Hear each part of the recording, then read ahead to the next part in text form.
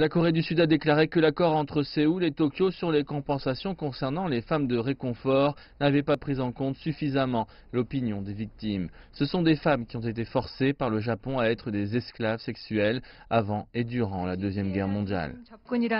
Je m'excuse de blesser le cœur des victimes, leurs familles, la société qui les soutient et tous les autres, car l'accord n'est pas parvenu à refléter suffisamment une approche centrée sur les victimes, laquelle est la norme universelle quand il s'agit de résoudre des questions de droits de l'homme. Une équipe de travail sud-coréenne a passé 5 mois à enquêter sur l'accord signé entre le Premier ministre japonais Shinzo Abe et l'ancienne présidente sud-coréenne Park Geun-hye.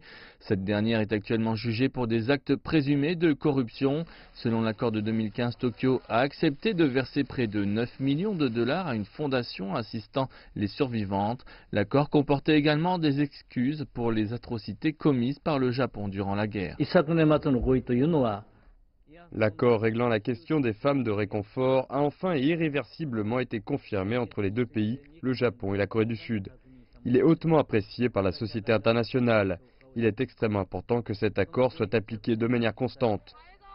Les critiques disent que les excuses n'étaient pas sincères et qu'elles ont été orchestrées sans le consentement des femmes concernées. L'enquête du groupe de travail fait écho à ces sentiments dans sa conclusion de 31 pages publiée mercredi. Elle indique que l'accord a été conclu comme des négociations durant un agenda diplomatique ordinaire. Plus tôt cette année, Tokyo a rappelé son ambassadeur en Corée du Sud après que des statues de femmes de réconfort ont été placées à l'extérieur de son ambassade à Séoul.